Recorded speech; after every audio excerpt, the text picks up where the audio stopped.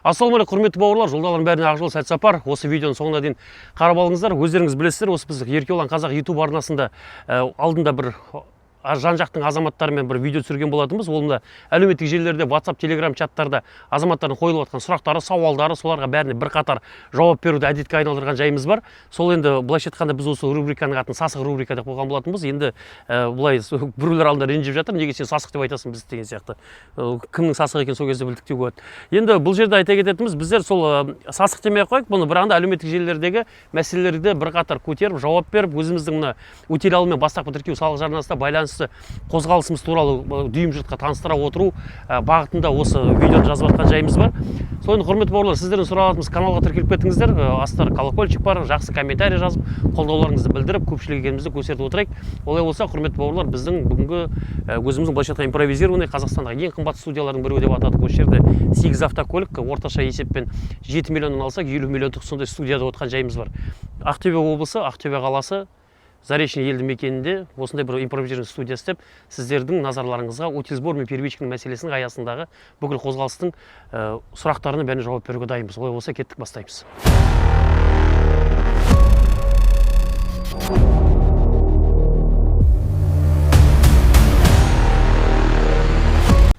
Еркебулан, можно я вам задам вопрос? Почему отменили собрание, которое должно было состояться 26 мая в Астане? В чем была ее причина? Енді құрметті бауырлар, қазір бізге орысша сұрақ келіп жатыр, енді орысшадан бастайық. Бір анда контент енді бізде қазақша, бір анда бүкіл дүйім жұрттың бәрі түсіну үшін бұл сұраққа жауап берейік. Ыңғайлы болу үшін қойылған сұраққа қойылған тілде жауап берсек. Енді 26 мая у нас было должно состояться в Астане собрание, это у нас Республиканский совет по противодействию коррупции, там должно было состояться собрание. К сожалению, это собрание у нас отменили. Причину до сих пор нам конкретно не объяснили. РОСПК, Республиканский совет по противодействию коррупции находится при партии Аманат. Нам партия Аманат обещала устроить собрание, там хотели поднять вопрос о контрабанде автомобилей и еще там другие важные вопросы хотели затронуть. Енді ары қарата қазақша жалғастыра берейік. Осы сұраққа байланысты кімге өздеріне керек Google в помощь, немесе қазір ChatGPT, Gemini деген сияқты неше түрлі платформалар бар. Сол жерден аударып ала жатыр азаматтар. Енді бұл жерде 26 мамыр күні бізде Республикалық сыбайлас жемқорлыққа қарсы қимыл кеңесі Аманат партиясының жанындағы сол жерде жиын өту керек болды. Жиынның басты тақырыбы мына көлік контрабандасын кіргізуді тоқтату. Ол енді көлік контрабандасы деген тікелей кімге әсер етеді десеңіздер, ол елімізге әкелген автокөліктердің мәселесін түбегейлі шешуге әсер ететін ең басты бір мәселелердің бірі де бірегейі. Өйткені елімізде мысалы оң жақ рульді автокөліктер бар. Мысалы Армения тіркеуімен дейді, бірақ анда елімізде қосалқы бөлшек болып кірген автокөліктердің мәселесін бәрін түбегейлі шешіп, еліміздегі осы көліктердің былайша айтқанда несін суретін, сұлбасын білу үшін біз көлік контрабандасын тоқтатуымыз керекпіз. Ол мына утил сбор мен первичкінің мәселесін шешу жолындағы және де көліктерді заңдастыру жолындағы бір үлкен есік жабық тұр деп санайтын болсақ, сол есікті ашатын ең үлкен кілттердің бірі де бірегей болған болатын.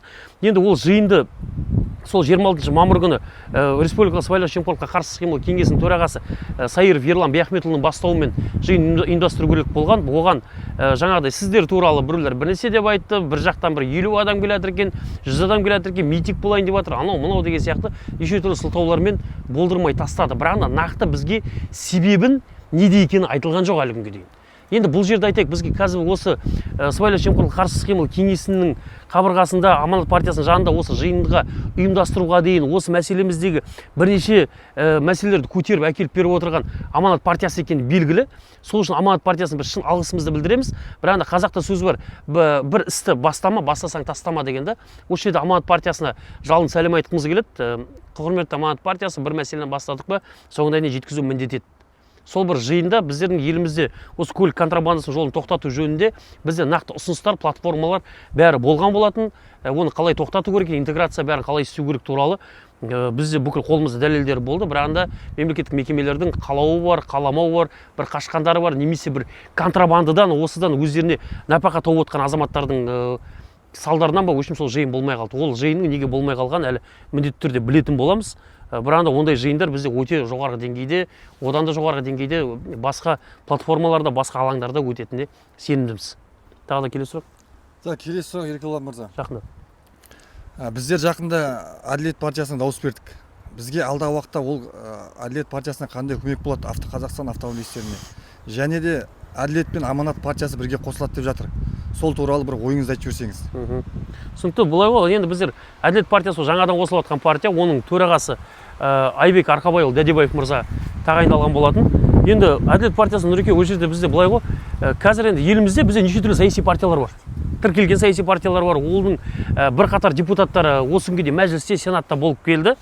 Оның ішінде мысалы Жалпыұлттық социал-демократиялық партиясы бар, ОСДП дейміз. ОСДП деп біледі халықтың бәрі. Оның төрағасы Асхат Рахымжанов Асхат мырза. Олардың сайлауалды бағдарламасында утилсборының мәселесін шешеміз деген сондай уәдесі болды сайлаушыларға. Енді өкінішке қарай олар сөзінде тұрған жоқ. Бүгінгі таңда көріп отырық. Енді мына саяси доданың басталуына 1-2 ай қалды. Саяси науқанның ол кез арты жаңа құрылтай. Енді парламент болмайды. Қазақстанда сенат пен мәжіліс болмайды. Соған байланысты енді ОСДП өзінің уәдесіне тұрмады. Ол бір. Екіншіден, Ақ жол демократиялық партиясына біздер талай рет бардық. Ол жерде кәдімгі бюрократияның құрбаны болдық деуімізге болады. Барған кезде бюрократияның құрбаны бір жерге мысалы хат жазамыз, төрағасы Азат Перуашевтың атына хат тастаған болатынбыз. Бүгін қарастырылады, ертең қарастырылады. Басқа да сол Ақ жол партиясының сайланған депутаттармен кездесу мүмкіншілігі тумады. Сол Ақ жол партиясының сондай мәселе болды. Үшінші бізде партия ол жерде ауыл партиясы. Ауыл партиясына барған кезде біз ауылдың әңгімесін қозғаймыз. Ауылдағы мына диқаншылар бар, малшылар бар, солардың мәселесімен жұмыс жасаймыз деген болатын. Енді бізде енді қаншама осындай автокөлік айдап жүрген, жеңіл автокөлік айдайтын ауылдың да тұрғындары бар. Өзім де ауылдың тумасы болып табыламын. Енді бәріміз ауылда шықтық қой. Бірақ өкінішке қарай ауыл партиясының ауылға деген жаңағы несі көзқарасы басқаша екен да. Ана Скотный дворда жазылған сияқты перед законом все равны, некоторые равнее дейді. Сол жерде ауылдың тұрғындары ауыл партиясы үшін равнее, некоторые ауылдың тұрғындары вообще равнее еді. Сондай бір қызық жағдай болды. Сосын бізде арақатта Қазақстан Республика халық партиясы, олар айтты, өзіміздің көздеген бір мәселелеріміз бар, неміз бар, біз сіздердің мәселелеріңізді мүлдем алуға, көтеруге қауқарымыз жоқ деді. Сөйтіп келдік, Аманат партиясының жаңа жоғарыда айта кеттім, өздеріңіз білесіздер, соңына дейін бармады, не істемеді. Енді біздің үмітіміз қазіргі жаңадан құрылып жатқан, былайша айтқан саяси ұпайлары керек, бәрі керек. Ішіндегі дейіні жастардан құралған. Енді жастар дегенде біреу айтуы мүмкін, қазір Арқабаев кім, Дәдебаев Айбек Арқабайұлы жас емес қой депті. Енді саясат үшін мысалы жасы 50 келіп қалғанда бұл жас болып саналады.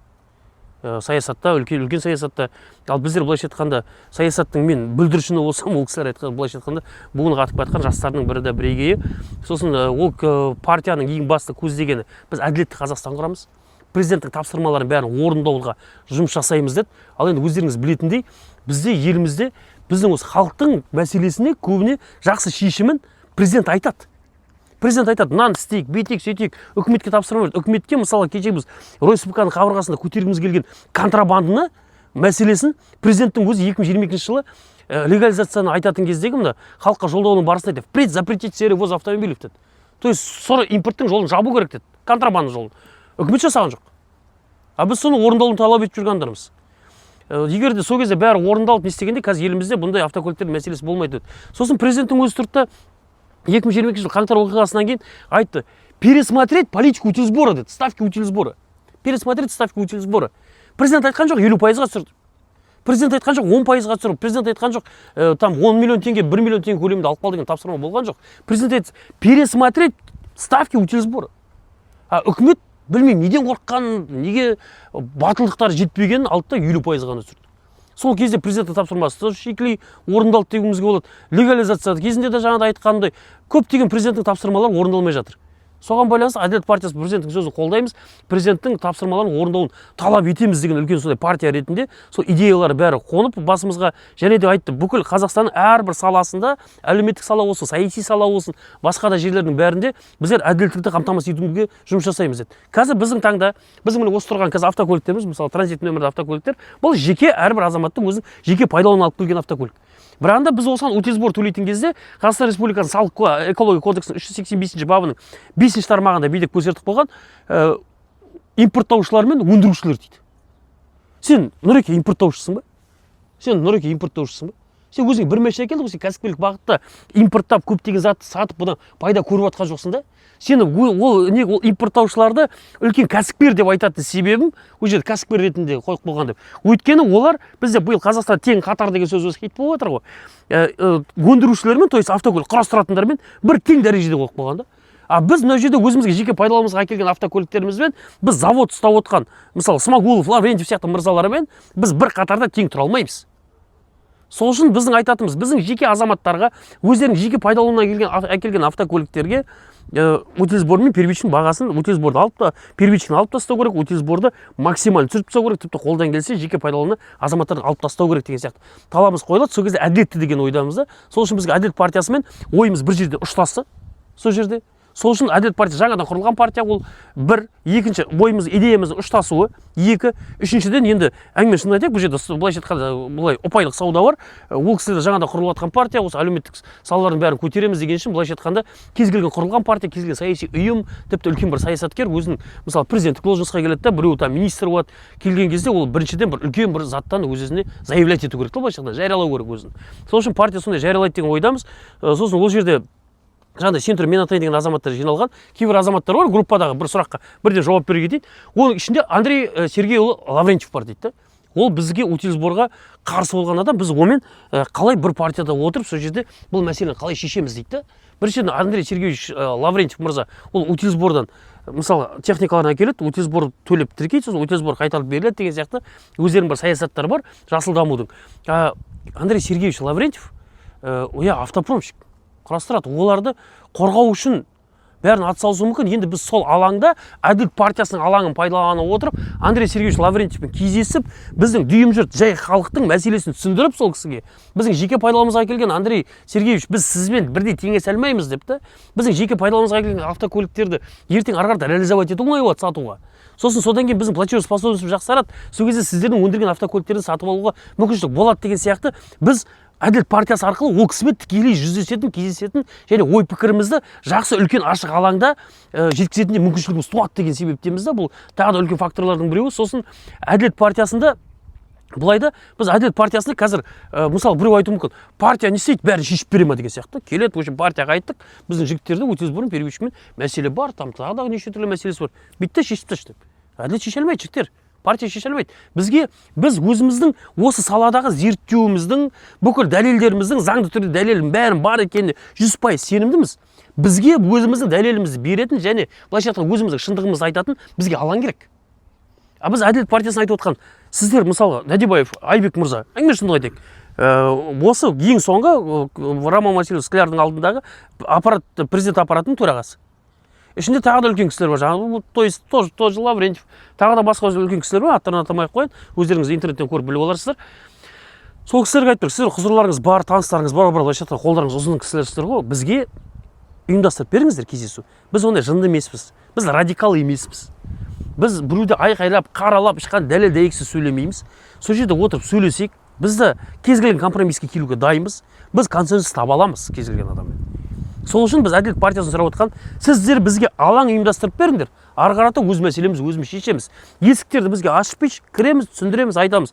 Ол келісімен мысалы біз кезінде мысалы қазір Қанат Бейсенбайұлы Шарлапаев мырзаны білем, ол кісі бұрынғы министр МПС, ол айтады дейді, біздер жаңағы кезінде бір кісілермен қатысы бар, анау мынау бір нәрсе, олар критикан, крикун деген сияқты неше түрлі. Жоқ, біздер крик, өз позициямызды түсіндірейік. Біз кез келген адаммен қай жерде де, қай алаңда да бір қарсылыққа келген адаммен дұрыстап отырып сөйлесіп, біз өз қазіргі таңда позициямызды түсіндірсек, ол кісілер бізді түсінеді деген ойдамыз да. Енді екінші сұрақ, жаңа аманат пен әділет қосылайын деп жатыр, біздің қандай позиция болады дейді. Енді аманат пен осы жерде айта кетейік, камера қарап тұрып, аманат пен әділет екеуі қосылып, егер де нан пісіреміз деп ойлайтын болса, аманат пен қосылған жерде ол нанның іші екі болатынын айтайын сіздерге. Аманат осы күнге дейін 1999 жылы Отан партиясы болып құрылған болатын. Сосын бері қарата 2005 жылдары қателеспесем, Асар партиясымен бірігіп Нұр Отан болды.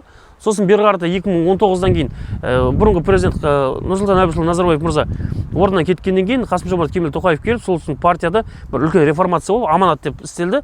Бірағында әлі сол баяғы бір мәселе, бір не ойбай бүйтеміз, сөйтеміз, ирақта үйтеміз, сайлау болады, өтеді, кетеді, содан кейін аманаттың партияларының депутаттарына қабылдап кіре алмаймыз да, жазылып. Нелер сайлаушылар ретінде. Сол үшін әділет партиясының азаматтары бәрі көретініне сенімдімін. Құрметті әділет партиясының басшылары, аманат партиясымен бірге қосылуларыңызды, сізге кеше бәріміз дауыс бердік қой. Не істейміз, әділет партиясының құрылуына қарсы емеспіз деп. Сол дауыс берушілеріңіз ретінде, болашақ сайлаушыларыңыз ретінде, тіпті біздің осы халықтың мәселесін шешіп оң жағынан көрінген кезде, халықтың алдында өздеріңіз абыройларын жинаған кезде, сіздердің партия мүшелері ретінде де болашақта айтатынымыз, аманат партиясымен қосылуларыңызды біріншіден қолдамаймыз. Өйткені аманат партиясына деген халықта сенім жоқ. и және де басқа да партияларға деген сенім жоқ. Әңгіменің шындығы, ұрып кетсеңдер де айтайын, сол бір сөз бар еді, ұрып кетсеңдер де деген. Сол үшін біз Аманат партиясына егер де қосылып жатқан жағдайда, жігіттер, біз осы автомобилистер қауымы болып өз мнениемізді, пікірімізді міндетті түрде заң аясында білдіретін боламыз. Тағы да. Еркебұлан, келесі сұрақ. Осы ОПМ, өткен ОПМ жөнінде. Астанадан, Қостанайдан, Қарағандыдан қызметкерлер келді. Осы ОПМ қалай өтті, келісім қалай болды, сол жөнінде айтып өтсең. ОПМ бұл Қостанайдан келді. Қостанай, Астана және де кім? Қарағанды. Сол қалалардан келді. Келгені 14 машина, 14 экипаж. Келді, ол республикалық деңгейде өтіп жатқан ОПМ біздің алдымызда ол Жамбыл облысында болды, Алматы қаласында болды, Шымкентте, Қызылорда, Түркістан деген сияқты. Солар үшін ол жерде екі қаланы точно білмеймін, нақты білетін қалаларым. Қарағанды өтті, Алматыда, Жамбылда және Шымкентте. Осы қалаларда, облыстарда болып өтті. Сол жерде олардың ең басты қойылған алдындағы мақсаты жол қауіпсіздігін қамтамасыз ету. Жол қауіпсіздігін қамтамасыз ете алмайтын адамдар кім? Ішіп албай дейтін адамдар автокөлікті. Сосын жаңағы правасы жоқ адамдар. Жүргізуші куәлігі жоқ. Жүргізуші куәлігің жоқ па, значит, саған жүргізуші куәлігің сен құқың жоқ, оны басқаруға болмайды деген сияқты. Соған келді. Бірінші күні келген кезде білмеймін неге екенін бір ажиотаж пайда болды. Ойбай, қырайын деп жатыр, жояйын деп жатыр, аптечка сұрайын деп жатыр, бүйтейін деп жатыр, сөйтейін деп жатыр. Келді, кісілерді көрдік, жұмыстарын бастады. Бізде Ақтөбеде мешіттің алдында тұрды, лиматтың алдында бір жағы мешіттің алдында. Тұрды, қастарына барды, көрдік неме жұмыс жасатқан, бәрі заң аясында нормальный жұмыс жасалып жатты. Сосын тұрды, группалар неше түрлі ызың басталды, бүйтеді, сөйтеді екен, қырады екен, жояды екен, транзиттерді бүйтеді екен, сөйтеді екен деген. Сосын бардық та ертеңгісін, енді аттарын айтпай ақ қойын, бірақ анда сол құзырлы мекемелердің басшыларымен, нелерімен кездесіп, сөйлесіп, ол азаматтардың да өздерімен жаңағыдай бізге қонақ болып келген тырнақша ішінде құдалар деген ат бердік қой. Сол қонақтар қайда жүр деген группа болды. Солармен келісіп, не істеп, енді көбіне біз айлаға салдық. Ол жерде барған кезде жігіттер айттық, жігіттер, біздер нарушение жоқ па? Тиіспей ақ қой, қаланың жаңағыдай облыстық үрейін алып, тоқтатып, бүйтіп, сөйтіп не істемеңіздер, өйткені өзіміздің облыста полиция қызметкерлері бар. Және оған полиция қызметкерлерінің жұмысына өте жақсы деген баға береміз. Ешқандай мәселе жоқ. Әдемі жұмыс жасап жатыр. Осы күн талай ОПМдер бәрі өтіп жатыр.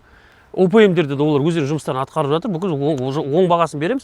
Сіздердің келіп, мынау жерде былайша айтқанда айтып, бүйтіп, бассыздыққа салып, беспределмен өтіп істегендеріңмен сендер өз жұмыстарын жақсы көрсетпейсіздер. Біздің полицияның да жергілікті абыройы бар, полицияның алдында да халықтың деген абыройы бар. Нағыз заң мен тәртіптің бағынған жері тек қана тәртіп деген ол заңнан ғана тұрмайды да, өзіміздің кішкене менталитетіміз бар да, әрбір облыстың. Әрбір қазақта сөз бар, әр жердің салты басқа, иті қарағасқа дейді. Сол үшін өзіміздің салтымыз бар, қарағасқа итіміз бар деген сияқты бәрін түсіндіріп, сөйлесіп айтылғаннан кейін ол тараптан да түсіністік болды. Өздеріңіз білетіндей, жаңа бір жақты айтады, біз көшеге шығып барып шештік деген сияқты. Бізде ондай мәселе болған жоқ, көшеге шығу деген мәселе болған жоқ. Сөйлестік, күндіз адамдар өздерінің жұмыстарына барды автокөліктермен. Шаруаларын бітірді, ешкім тоқтатқан жоқ. Кешкісін сағат 10-нан кейін, 11-ден кейін көшеде музыкасын даңғырлатып жүргендер, ішіне тиіліп алып жүргендер. Соларды қарады, нарушениелеріне байланысты өздерінің айыппұлдарын алды. Ал енді ОПМ қалай өтті дегенде, шетелдік учетқа қатысты автокөліктерден 11 ғана машина қамалды. Ол ресми өздерінің кәдімгі сайтқа шығарғаны. Біреулер айтады, ой, 11 емес, мен көрдім. Саусақпен санап алдым, 1, 2, 4, 5 деп. 20 машина дейді. Ресми бізде көрдік, подложкамен ұсталғандар болды. Мысалы, мұнда бір машина транзит нөмір тағып алған. Қазақ учет барғанда ол. Армянский нөмір тағып алған. Сырттан қараса шетелдік нөмір, а бүкіл құжаттарын бәрін қараса қазақ учет, ондайлар да табылды. Ондай да жындылар бар екен елімізде. Анықталды, қаралды, бәрін істеді. 11 машина өздерінің жұмыстарына сай 4 күн бізде ОПМ-ін өткізді. Ешқандай мәселе болған жоқ, кімнің нарушениесі жоқ, ешқандай проблема болған жоқ, өздеріңіз білесіздер. Енді ел болғасын болады, ішінде бір тентектеріміз ұсталып қалған шығар жаңағыдай. Қамалып қалып, 1-2 машина, бірақ көбісінің айыппұлдарына несіне байланысты кетті, тыныш өтті, біз жақта ешқандай мәселе болған жоқ ол жағынан.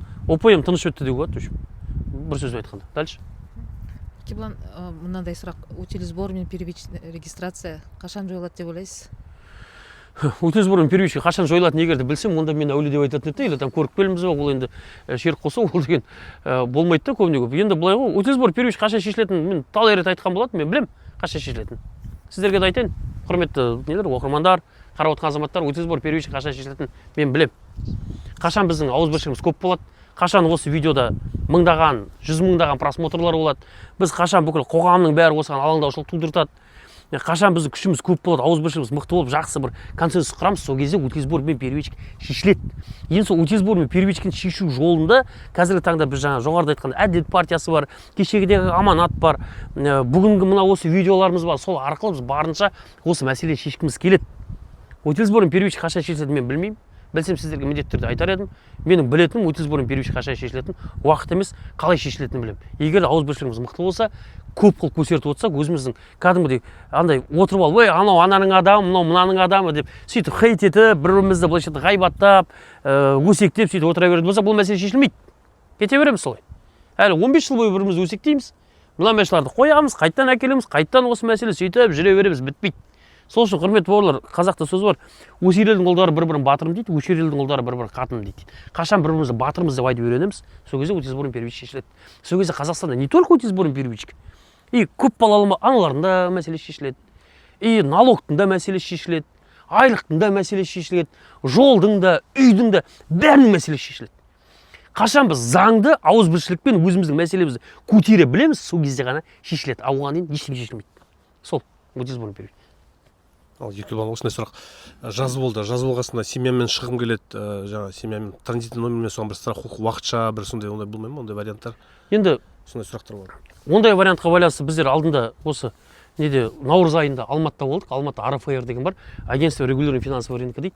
Жаңа ненің қаржылық нарықты реттеу агенттігі, сол страховкаға тікелей жауапты солар. Страховканың саясаты туралы сөйлестік. Страховканың саясатын олар түсіндіріп айтты.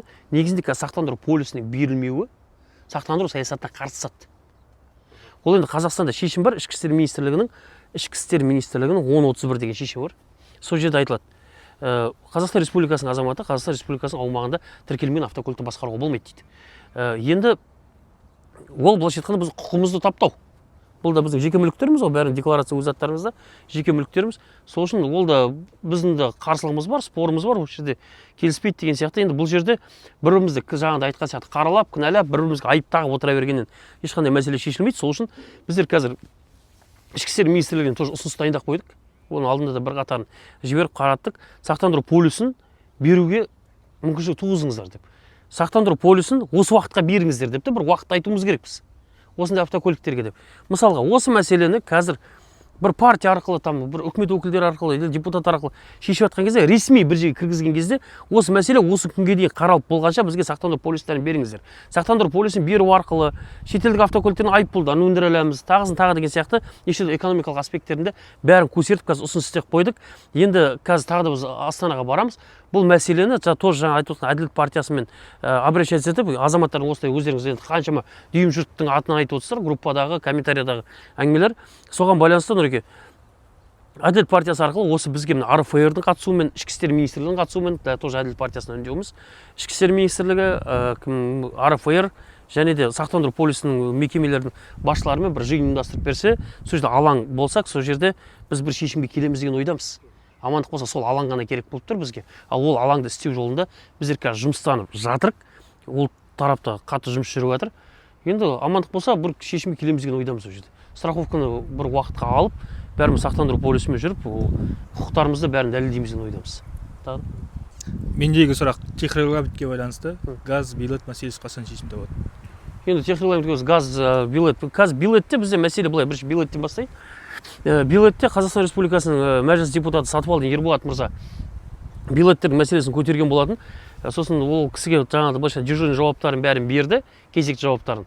Біздер бұл мәселені бұрын соңды білетін болғасын, ары қарата осы мәселені тікелей жауапты Қазақстан Республикасының техникалық реттеу және метрология комитеті сауда және интеграция министрлігінің жанындағы. Соның басшысы Бауыржан мырзамен, басшысының орынбасары Бауыржан мырзамен барып сөйлестік, не істедік, басқа да бүкіл мәселелердің бәрін алдық. Бізде былай ғой, билет, линза бар, лампы бар, линза бар.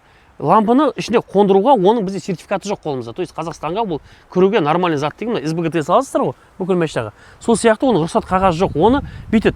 Мысалға айтайық, Ақтөбеде сен бардың да ярмарка деген магазиннен, дүкеннен сатып алдың.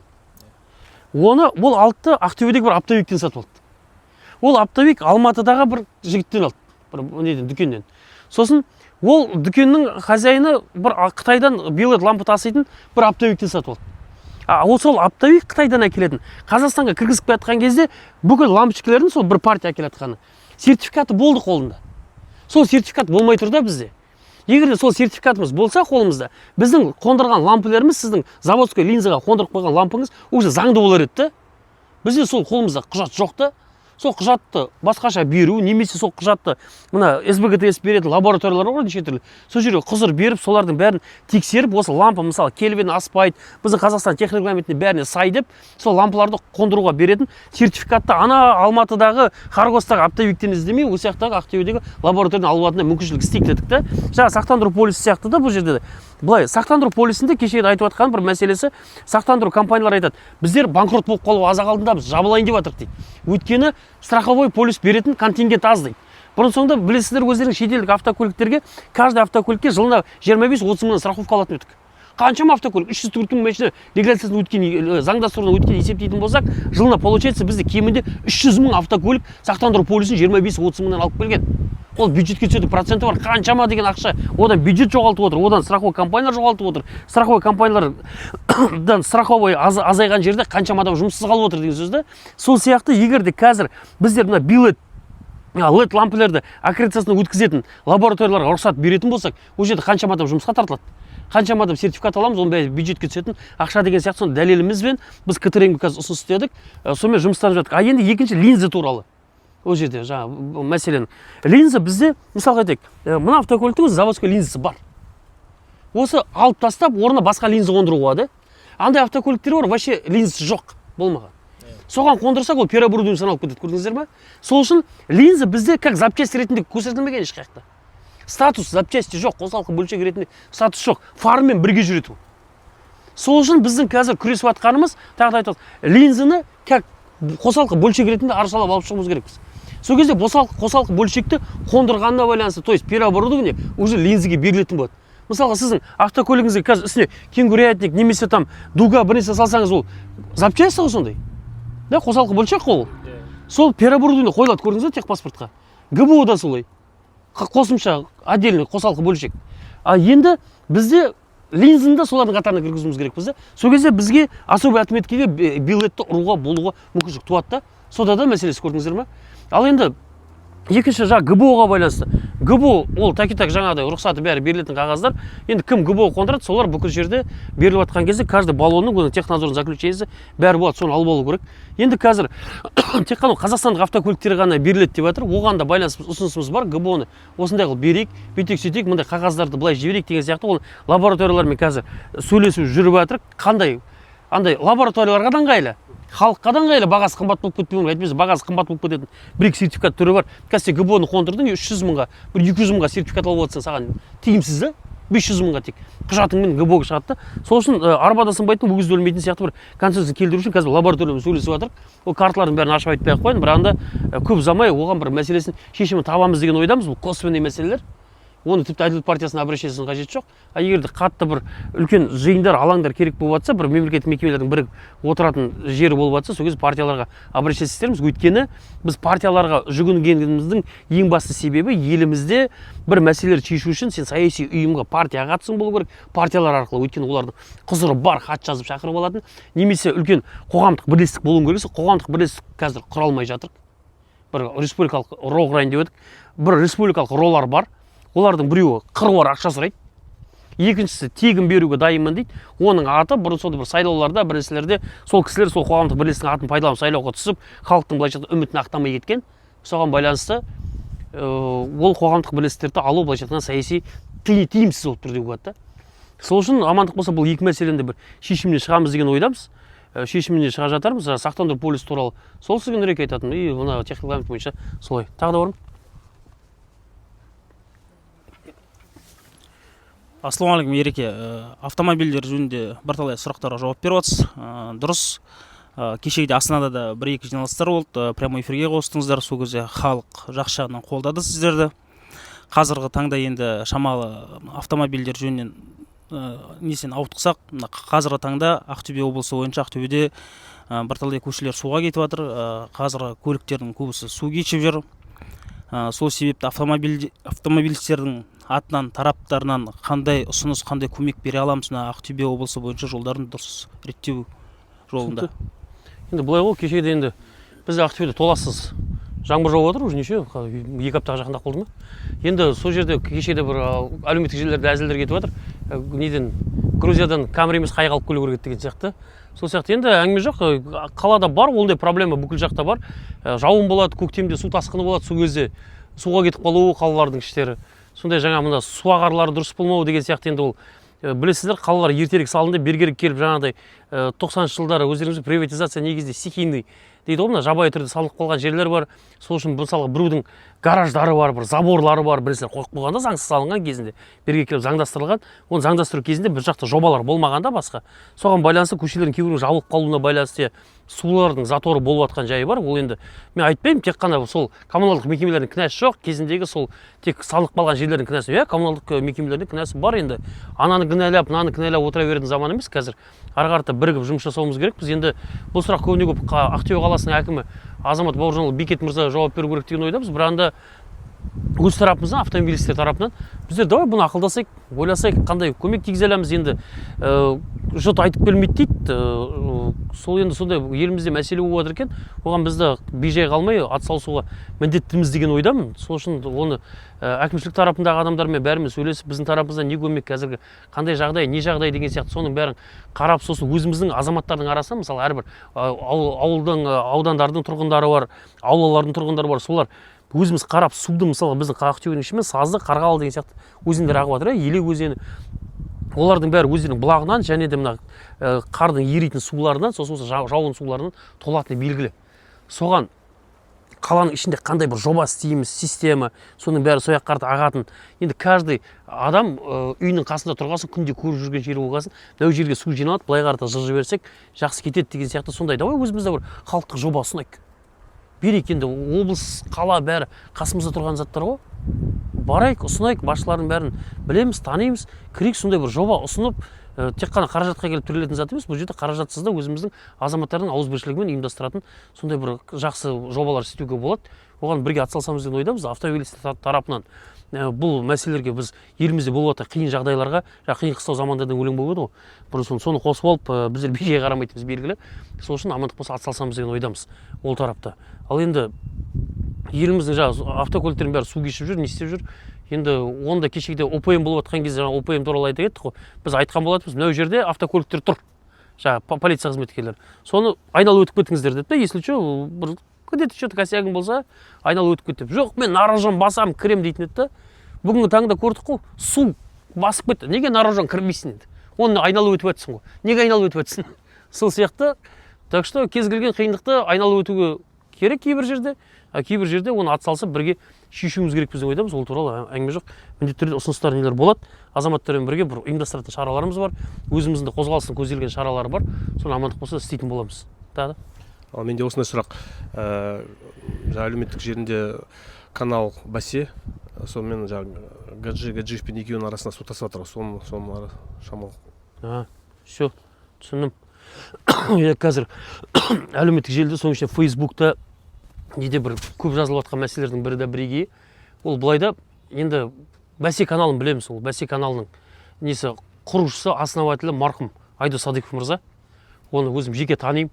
Ол біздің мәселені, осы біздің автокөліктердің мәселесін, қоғамдағы мына еңбек дауының мәселелерінде бәрін освещать етуге, былайша халыққа жеткізуге соған көп үлесін қосқан канал, және көп үлесін қосқан азамат. Оны өзім жеке қатты сыйладым. Әлі күнге дейін отбасында бәріне қатты сыйлаймыз. Енді ондай қазақтың бір батырын жоғалтып алу, былайша айтқанда, білмеймін, көптеген қазақтың азаматтарын былайша қабырғасын қайыстырып кетті деген ойдамыз. Енді оның орны толмас қайғы ол. Енді қазір соған байланысты, енді бұл канал әлі күнге дейін бар. Бұл каналды сыйлаймыз, жақсы көреміз, білеміз. Қазақтың талайын көзін ашты, қазақ елінің азаматтарын. Осы елімізде көптеген әлеуметтік мәселелер бар, саяси мәселелер бар. Неше түрлі зерттеулерін бәрін кәдімгідей сүйсінеді сүйіп қарайтын каналымыз өзіміздің. Бәсе канал, былайша халықтың шындықтың жаршысы болып кеткен жайы бар. Енді осы мәселеге байланысты жаңағы Гаджиев мырза сотқа берген екен. Маған жалған айып тағылды. Мен жаңа Айдос Садықовтың өліміне ешқандай қатысым жоқ, мен өлтіруге қатысым жоқ деп сотқа берген. Енді бұл жерде бір айтатын мындай мәселе бар. Қандай жерде де болса ресми затқа сенуіміз керекпіз. Ресми затты күтуіміз керекпіз. Ресми шешімдерді біреудің тарапына айып тағу, ол былайша айтқанда дінмен де және заңмен де тыйым салынған. қазір мысалға ойбай сол өлтірді екен, я сен екен деп бүкіл халық болса оны жамандап, немесе мен қазір осы жерде тұрып эфирде камераның алдында жамандап сөйтіп айтып отырсам, ертең бұл ондай емес екен дәлелденбей қалса, ол бірінші кезекте Құдайдың алдында жауап беруге міндетті боламыз. Біреудің атына ғайбат айту, біреудің атына жалған айып тағу. Екіншіден, заң алдында да Қазақстан Республикасының қылмыстық кодексінде 274-ші бабында жалған ақпарат тарату, және 130-ші бабы бар, жаңағы жалған айып тағу деген сияқты. Соған ол жақта бұл өмірде де жауап беруге міндетті боламыз. Сол үшін енді мысалға мен кеше әлеуметтік желілерді оқыдым, оны көріп отырмын, біліп отырмын. Ол жерде мындай мәселе бар да, егерде ол Гаджи Гаджиев мырза қазақстандық соттарға берген болса, онда айтар едім. Қазақстан соттарға сенім жоқ деп та. Өйткені менің сенімім жоқ Қазақстанның соттарына. Себебі өзім сол Қазақстанның соттарының талай құрбаны болған адам. Енді ол Украинаға берген екен. Украинаның қазір біздің білуіміз бойынша ол демократияға бет бұрған ел, мемлекет, Европаға бет бұрған мемлекет. Сол үшін оның жаңағыдай былайша айтқанда біз қазір демократияның аралында туын көтеріп жүрген үлкен мемлекеттердің бірі деп білеміз. Сол енді сол демократияға бет бұрып, сондай адалдыққа, сондай ашық алаңмен жүреміз деп сондай ой пікірлер үшін қазір өздеріңіз білесіздер, Украина не жағдай болып жатқан, неше түрлі соғыстар, жағдайлар болып жатыр. Өйткені типа бір мемлекеттер айтады, үлкен державалар уысымыздан шығып бара жатыр деген сияқты. Сол ешкімнің уысына бағынбайтын сондай еркін мемлекеттің еркін сотына берілген екен. Ол жерде Украинаның сотына ешқандай сенімсіздік білдіре алмаймын. Сол жерде нағыз ақиқат сол жерде шығады деген ойдамын. А ол қазір Гаджи Гаджиев мырзаны ол соны өлтіруге қатысы бар, тікелей соны заказымен болған деп айыптай алмаймын. И және өйтіп айыптау заңсыз да, былайша айтқанда адами тұрғыдан да бәрі дұрыс емес деп ойлаймын. Бұл жерде енді Айдос Садыковтың мырзаның өліміне байланысты нағыз кінәлілер ұсталатын, және нағыз кінәлілер өздерінің заңның алдында ең қатаң заңмен ең қатаң түрде жазасын тартатынына сенімдімін. Бірақ анда сен өлтірдің, мынау өлтірдің деп біреуге ешқандай қолында мене следствияның бір тергеудің дәлелдері жоқ, немесе бір кісіні көзімен көріп қолымен ұстамағасын біреудің сыртынан мындай жалған айып тағудан аулақпыз. Сол үшін енді Гаджи Гаджиев қазір біреулер айтуы мүмкін, сен Гаджи Гаджиев жеке танисың ба деген сияқты.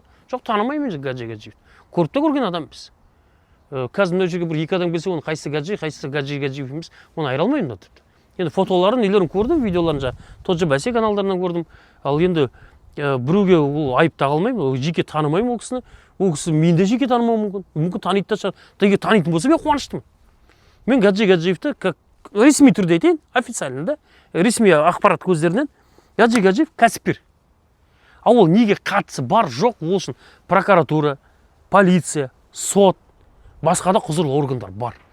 Тіпті оның мемлекеттік шетелден де бағасын беретін құзырлы органдар бар, Интерпол бар, не бар, бәрі өздері былайша айтқанда заңдық бағасын бере жатыр. Мен біреуге ешқандай айып таға алмаймын. Сол үшін құрметті бауырлар, бәріңізге де тек белгіленген кәдімгідей адал сенім білдіретін сенімді жерлердегі ақпараттарға сенімге шақырамын енді бәріңізді.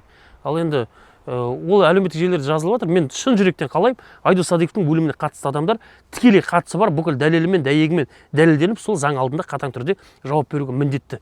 Ал енді бізде қазір кешегіде әлеуметтік желілерде бәріне жазып жатыр, ойбай, ол сотқа беріпті, бейтіпті, сөйтіпті деп. Енді жігіттер, енді кешірім өтінемін, енді кез келген адам қорғануға құқығы бар.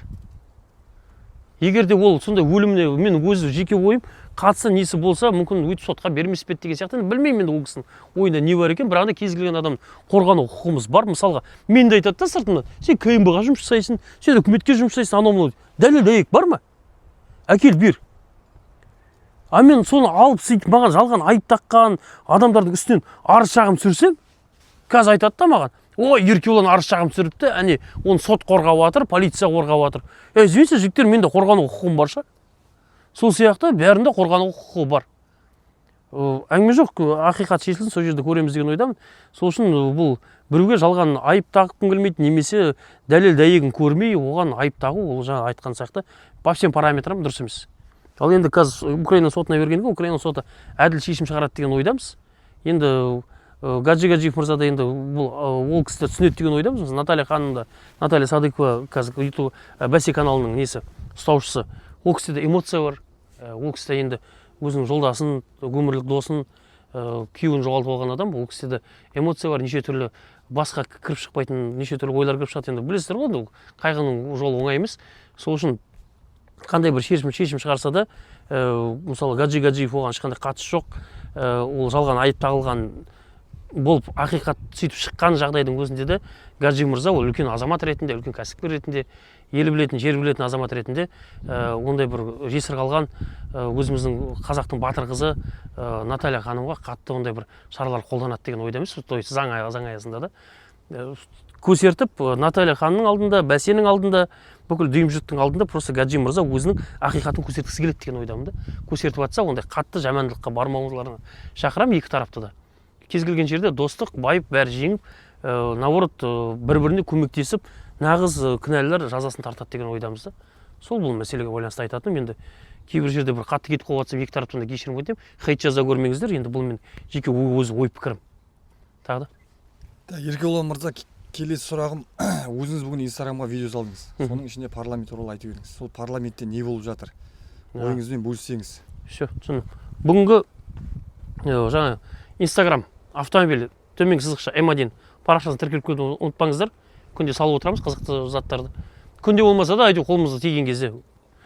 Бүгін парламентте Ақжол партиясының депутаты, фамилиясын ұмытып қалдым, шын айтамын, бұдан келеді. Толықтырып жіберемін. Описание жазып қоямын міндетті түрде. Сол парламент қабырғасында үкімет сағатында сұрақ қойылды. Мына елімізде жаңағы косвенный налог дейді ғой, кезінде бір кісілер айтты ғой, косвенный налог деп. Сол сияқты тікелей бюджетке түспейтін алымдар бар. Соның ішінде Қазавтожолдың несі төлемдері және утилизбордың ақшасы да сол жаққа кіреді. Сондай алымдардың қаншалық эффектісі бар және олар бюджетке ешқандай пайдасы келтіріп жатқан жоқ.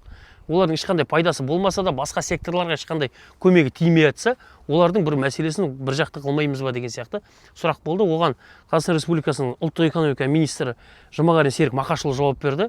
Осы тұста енді айта кетейін, енді нацэкономикадан қарайтын кісілер бар бұл.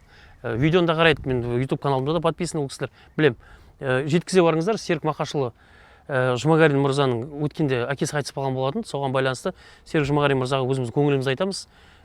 Иманды болсын дейміз. Енді сондай үлкен азаматты тәрбиелеп шығарған үлкен кісілердің отбасына сондай бір қайғы болып жатыр екен. Сосын Серік Мақашұлына шын жүректен көңіл айтамыз және әкеңіздің арты иманды болсын дейміз. Енді бүгінгі парламенттегі мәселеге байланысты. Сосын Жұмағарин Серік Мақашұлы сол жерде жауап берді. Жауап берген кезде айтты, иә, сондай алымдардың түрлері, сондай мекемеден 91-ге жуығы бар деп. Оның бәрін қазір қарап жатырық. Эффектісі болмаса бюджетке қайтаруымыз керек біз деді оның бәрі. Ал біздің осы утилизбор мен первичкеге мәселесін көтеріп жүрген азаматтардың біз айтып жүргеніміз. Жасыл дамуда бұрынғы оператор роптан бері қарата ауысқан 1 триллионнан теңге астам көлем ақша бар. Бүгін Жұмағарин Серік Мақашұлының өзі айтты, 1 триллион 700 миллиард теңге ақша бар деді.